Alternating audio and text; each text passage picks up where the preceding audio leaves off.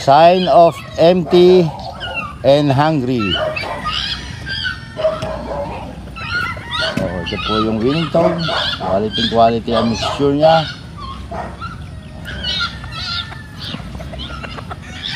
Ayan po, iisa sila. Nakatingin lahat sila sa source ng pagkain. Lahat po yan ay galit na, mainit na ang ulo.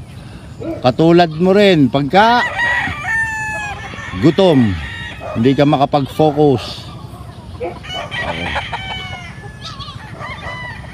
Well maintained po natin ang paligo yan. At saka deworming, delousing.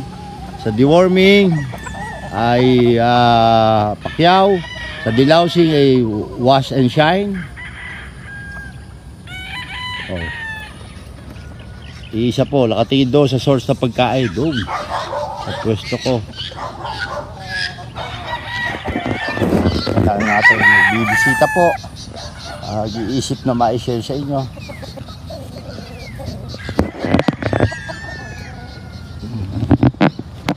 6 AM na po ng umaga. Kaya magbibisita po tayo. Tignan natin, makagalit na yan, maiinit na ang ulo niyan. Papalo, kaya nga po 7 AM ang pakain ko. Mapaaga ka na, wag ka lang madidelay. Kasi nagiging salbahe po, nagiging man fighter sa experience ko po. Always feed on time.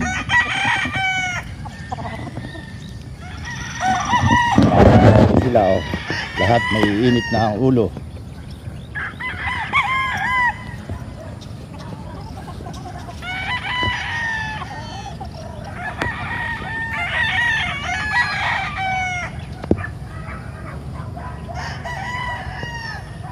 Para po yung man fighter ay may iwasan.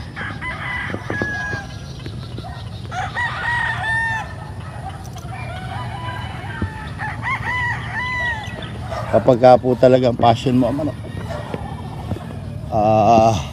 natututukan mo sila, laalagaan mo sila. Tingnan lang natin yung mga itsura nila.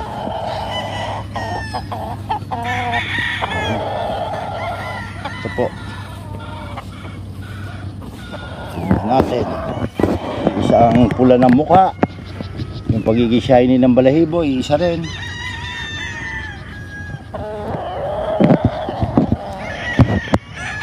Papakain po, nakamonitor din po ako.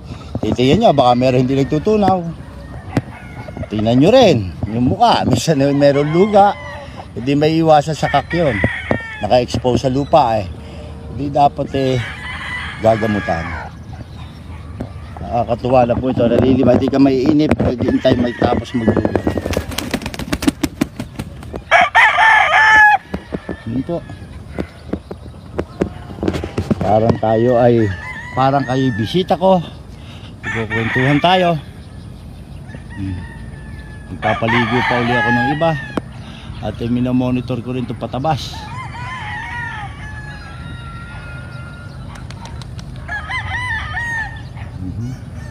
Tingnan pa nga natin yung iba. Pag malinis po kasi, ginaganahan kalapitan sila.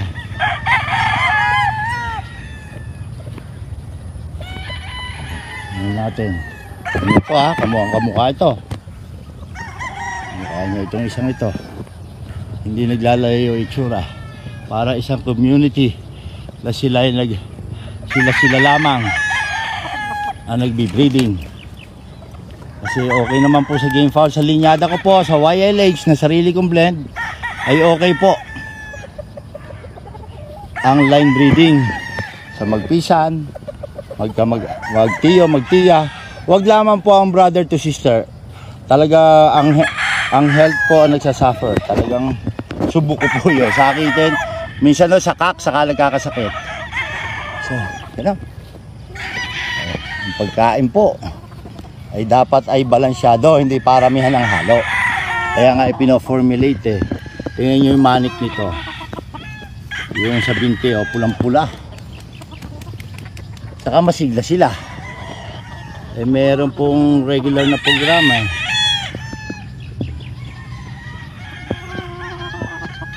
nagtatapos ang lugon.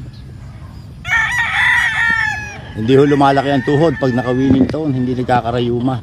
Kasi nga balansyado.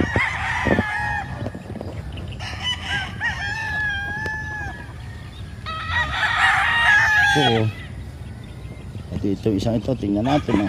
Dalawa, grabe ang something ng binti.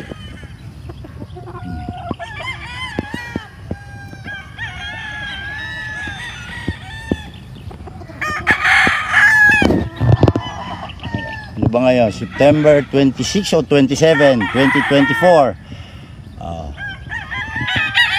Tingnan natin yung response din nila sa winning tone. Sa Progressive Poultry Supply, tamang nutrisyon para may proteksyon.